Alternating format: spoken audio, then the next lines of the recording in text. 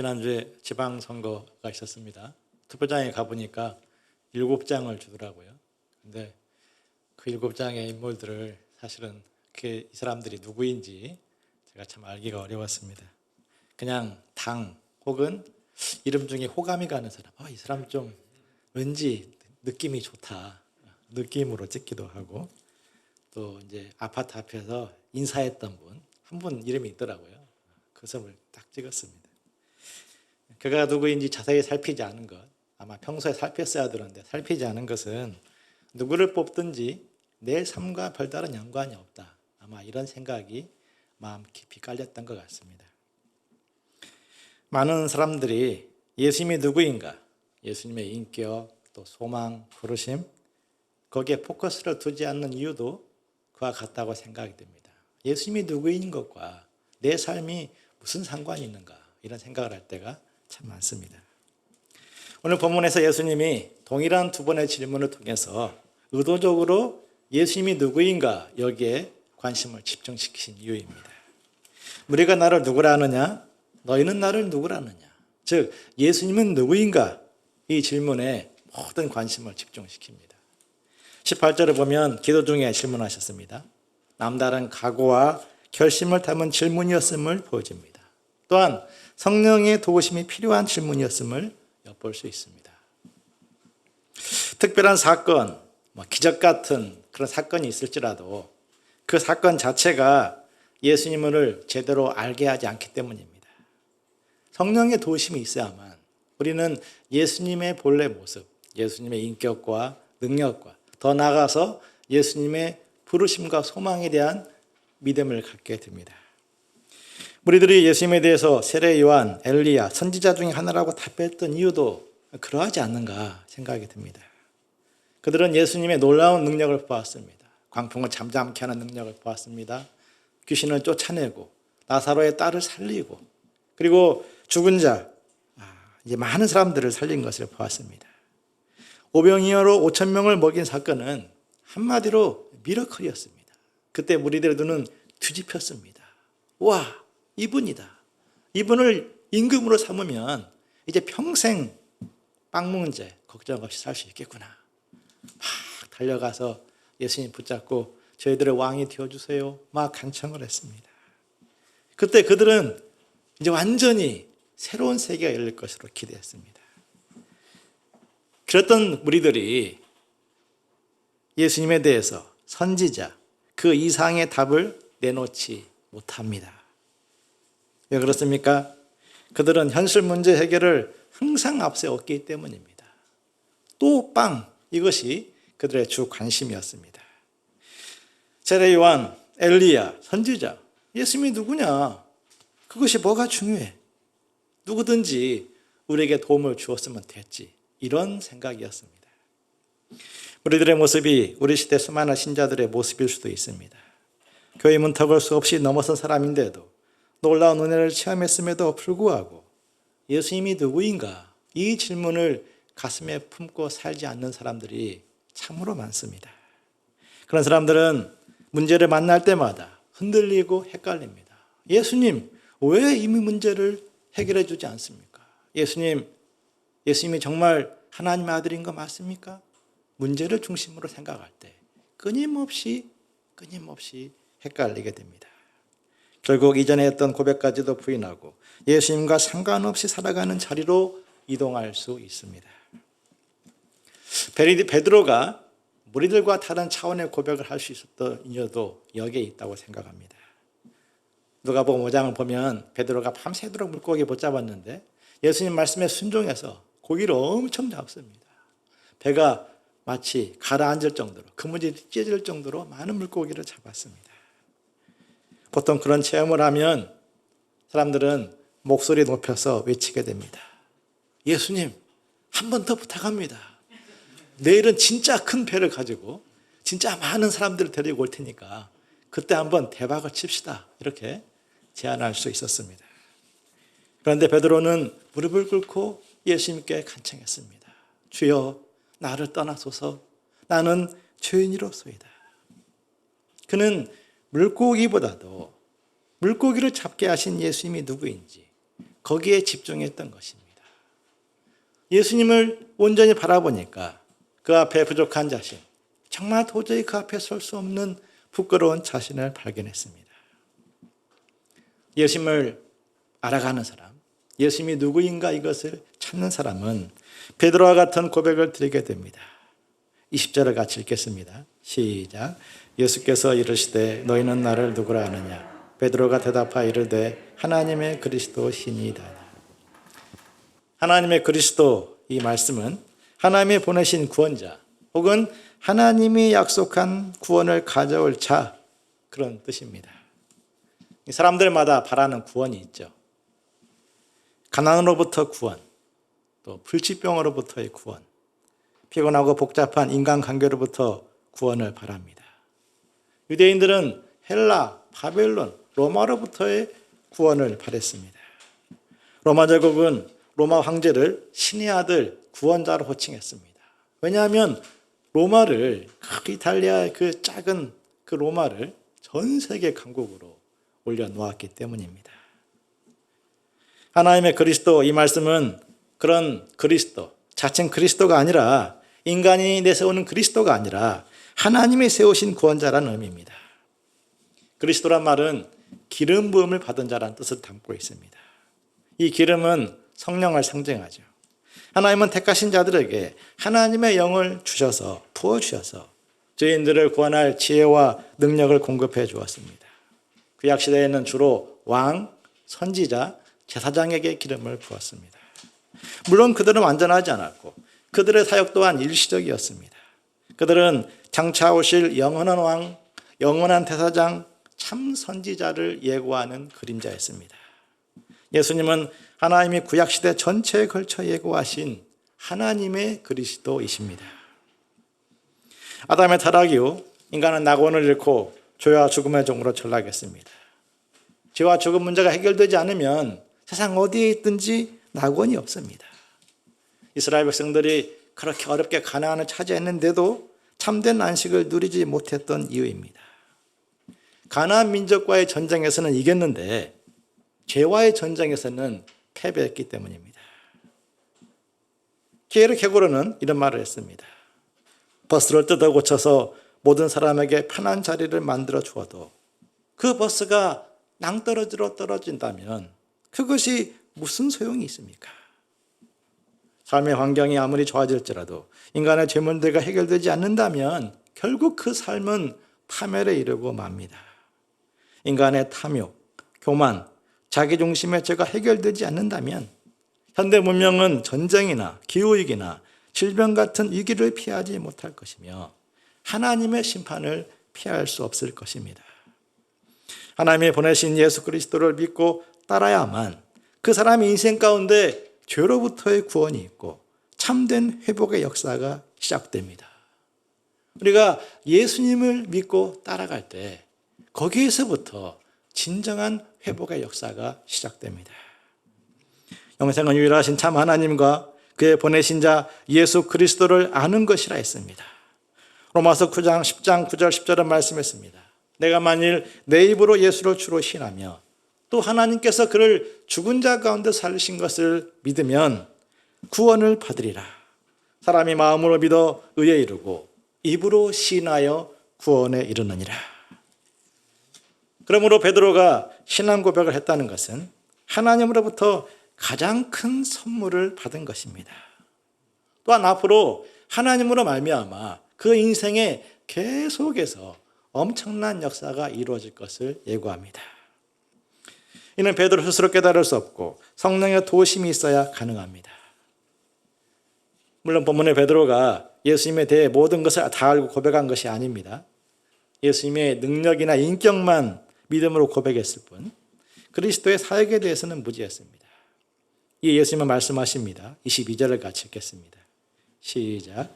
이르시되 인자가 많은 고난을 받고 장로들과 대제사장들과 서기관들에게 버림받아 죽임을 당하고 제3일에 살아나야 하리라 하시고, 당시 유대인들은 다윗을 그리스도의 그림자로 생각했습니다.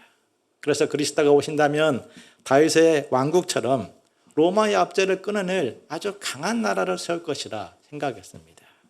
지극히 당연한 생각이죠. 하지만 하나님이 다윗을 그리스도의 그림자로 제시하신 것은 그런 현실적인 점, 정치적인 측면에서 그리스도의 그림자로 제시한 것이 아니었습니다. 다윗 왕국의 핵심은 주변 나라보다 잘 먹고 잘 사는 강대국이 아니라 하나님을 왕으로 보시는 나라입니다. 다윗을 왕으로 삼는 것이 아니라 하나님을 왕으로 섬기는 나라입니다. 다윗은 그런 왕국을 세우기 위해서 고난의 길을 갔습니다. 예를 들어서 사울을 죽일 수 있었는데도 불구하고 사울을 죽이지 않았습니다. 왜 그렇습니까? 하나님이 세우신 그 왕의 질서를 지키기 위해서입니다. 그로 인해 다윗은 광야에서 죽음 같은 시간을 보냈습니다. 이는 왕이 되어서도 마찬가지였습니다. 그런 점에서 다윗은 그리스도의 그림자가 된 것입니다. 예수님이 하나님의 그리스도로서 가야 될 길도 그와 같습니다. 이스라엘의 정치적인 번영이 아닌 하나님을 만민의 왕으로 높이기 위한 길입니다. 그 길은 하나님의 아들이 대속제물이 됨으로써 이루어집니다. 하나님은 일찍이 선지자 이사야를 통해서 장차 오실 그리스도가 갈 그 길에 대해서 예언했습니다. 그가 찔림은 우리의 허물 때문이요 그가 상함은 우리의 죄악 때문이라. 그가 징계를 받음으로 우리가 평안을 누리고 그가 채찍에 맞음으로 우리는 나음을 받았도다. 우리는 다 양 같아서 그릇 행하여 각기 제 길로 갔거늘 여호와께서는 우리 모두의 죄악을 그에게 담당시키셨도다. 그러나 지금의 베드로와 제자들은 이 말씀을 받아들일 수가 없었습니다. 오히려 큰 충격을 받습니다. 아니, 능력이 없는 것도 아니고 인기가 없는 것도 아닙니다. 어쩔 수 없이 당하고 어쩔 수 없이 죽는 것은 힘없는 자들에게는 해당되는 것이 아니야? 질병과 귀신과 자연계와 죽음까지도 정복하신 그런 능력을 가진 분이 왜? 아니, 의인이 승리해야 하나님 영광이 드러나지. 의인이 당하고 죽는다면 영광은커녕 회의와 불신의 통로가 되는 거 아니야? 그런 생각들입니다. 예수님이 그런데도 왜 그 길을 가야만 한다고 말씀하시는지 그들은 인간적으로 도저히 받아들일 수가 없었습니다. 다른 복음서를 보면 22절과 23절에서 베드로의 강력한 반발이 나옵니다. 그리고 예수님은 그런 베드로를 더 강력하게 사탄아! 이렇게 책망하십니다. 그리고 예수님은 말씀하셨습니다. 23절을 같이 읽겠습니다. 시작. 또 우리에게 이르시되 아무든지 나를 따라오려거든 자기를 부인하고 날마다 제 십자가를 지고 나를 져야 할 것이다. 자기 부인, 자기 십자가는 예수님을 따르기 위해서 끔찍한 고통과 아픔을 겪는 것을 말합니다. 예수님을 따르면 꽃길을 걸을 것이라 기대했던 분들에게는 이 말씀만큼 충격이 되는 말씀이 없습니다. 예수님은 왜 영광과 칭찬을 역사하지 않고 아픔과 고통을 말씀하시는 것입니까? 세상은 돈을 사랑하고 자기를 높이고 쾌락을 사랑하는 길을 갑니다. 그런 세상에서 하나님의 뜻을 앞세우고 자기를 비우고 수고하고 희생하는 길을 가는 것은 그 길 자체가 죽음 같은 고난의 길이 됩니다. 그럴지라도 자기 부인, 자기 십자가의 길을 가야 하나님은 그들을 통해서 성령의 역사, 생명 구원 역사를 이루신다는 것입니다. 죽어야 산다. 의인이 고난받고 죽어야 하나님 나라가 이루어진다. 이것은 인간의 이성으로는 받아들일 수 없는 원리입니다. 그런데 이는 시대를 막론하고 모든 사람에게 해당되는 하나님 나라의 원리입니다. 예수님은 23절에서 아무든지와 날마다를 강조하셨습니다. 자기 부인 자기 십자가는 선교사 혹은 목회자 같은 특별 사명을 입은 사람들에게만 해당되는 그런 원리가 아니라는 것입니다. 예수님을 따르는 모든 사람들에게 적용이 되는 원리입니다. 예수님을 따르고자 하는 사람은 모두 자기를 부인하고 자기 십자가를 져야 됩니다. 또한 그것은 날마다 항상 현장이어야 됩니다. 오래전 베드로가 배와 그물을 버려두고 예수님을 따라 나선 건 정말 위대한 자기 부인이었고 위대한 자기 십자가를 진 것입니다. 하지만 그때 그 한 번의 결단으로 제자 생활을 완성한 것이 아닙니다. 그때 예수님의 소원대로 모든 욕심을 부인하였을지라도 지금 예수님의 소원이 아닌 내 소원, 내 유익을 쫓아 살고 싶은 그 욕망이 또다시 솟아오를 수가 있습니다.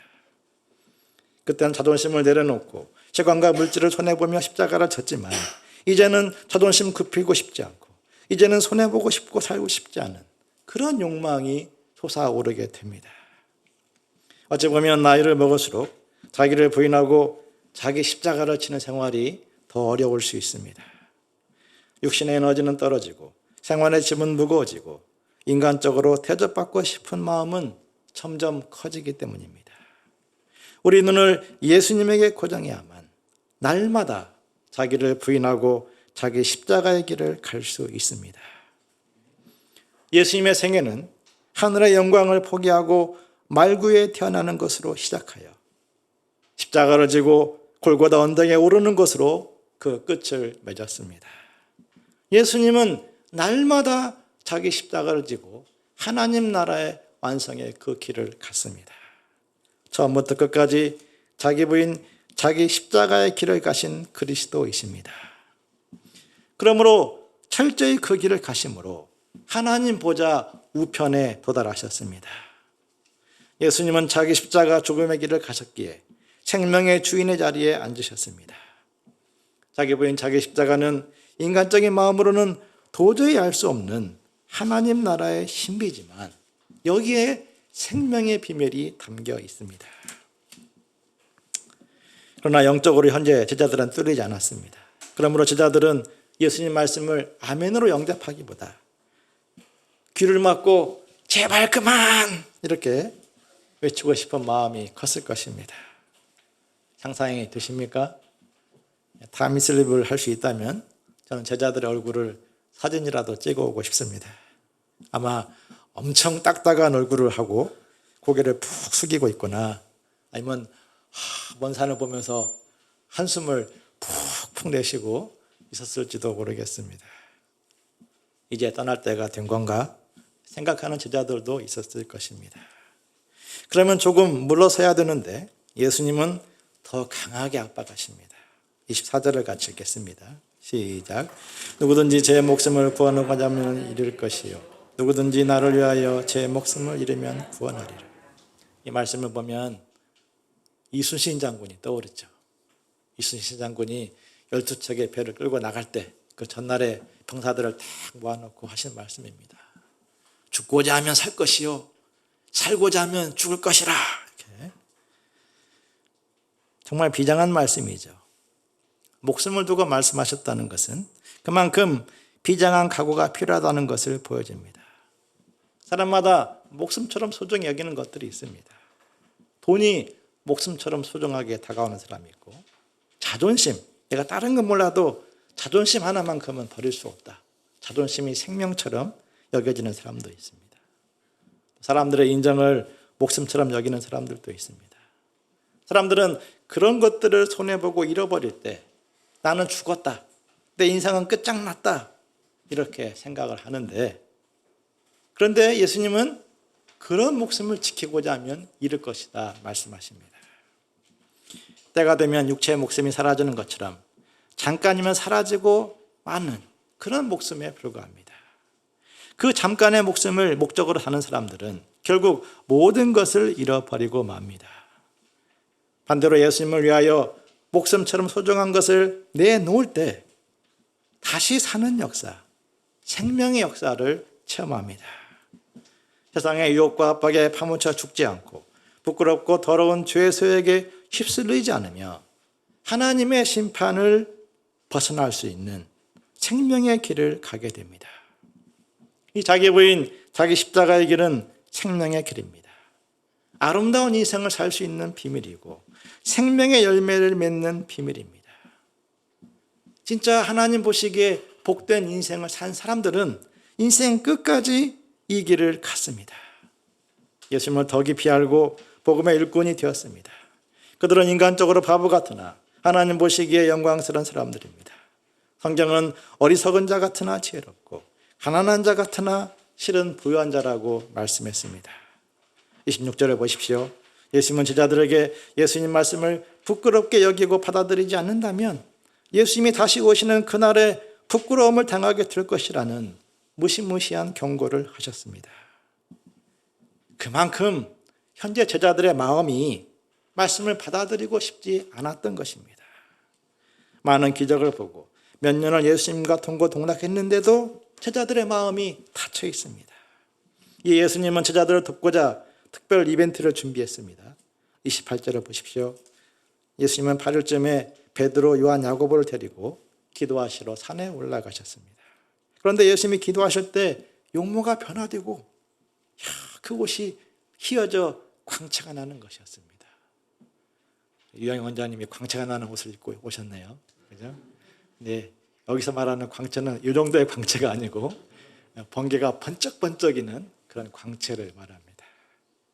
번개가 꽉 하면서 온 세상을 다 이렇게 뚫고 빛을 발하잖아요. 그러한 광채입니다. 예수님의 본래 영광을 보여주신 것이고 장차 제자들이 누리게 될 영광을 상징하기도 합니다. 지금 눈앞에 고난과 아픔이 커서 예수님 말씀이 받아들여지지 않는데 장차 영광은 하늘 이편에서 저편을 가르는 번개 같은 이렇게 온 세상이 볼 수 있는 그런 영광을 누리게 된다는 말씀입니다. 제자들의 마음을 깨우시고자 그래서 하늘의 영광을 보고 말씀을 영접하도록 도와주신 것입니다.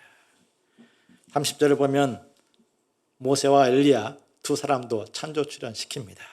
모세와 엘리야와 호출해가지고 이제 제자들을 돕습니다. 모세는 율법을 대표하고 엘리야는 선지자를 대표하죠. 아울러 그들은 엄청난 고난을 받은 종들입니다. 우리는 지난해 민수기 말씀 공부하면서 그 모세가 얼마나 끔찍한 목자 생활을 했는지를 배웠습니다. 엘리야는 하나님을 향해서 하나님 저 죽여주세요. 더 이상 못하겠습니다. 이렇게 기도했던 사람입니다. 그런데 지금 그들이 영광의 현장에 나타났습니다. 그리고 예수님의 예루살렘 별세를 말씀하십니다. 예수님의 죽음이라고 말씀하지 않고 예수님의 별세, 별세란 말은 영어로 엑소더스 이런 뜻을 가지고 있습니다. 예수님은 죽음, 곧 고난과 죽음은 실패가 아니라 하나님 나라를 향한 엑소더스, 새로운 출발이라는 말씀입니다. 제자들을 타깃으로 하여서 의도적인 메시지를 전하고 있는 거죠. 이 정도까지 했으면 받아들여야 되는데 결단해야 되는데 제자들의 마음은 그렇지 않았습니다.